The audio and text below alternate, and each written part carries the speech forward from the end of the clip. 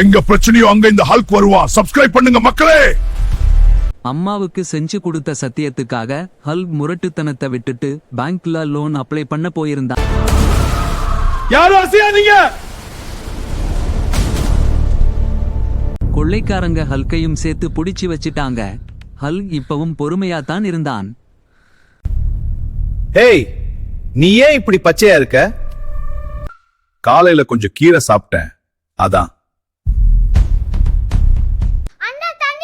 சும்மா உட்காரு. அவளை தொடாத. மக்களே சப்ஸ்கிரைப் பண்ணுங்க.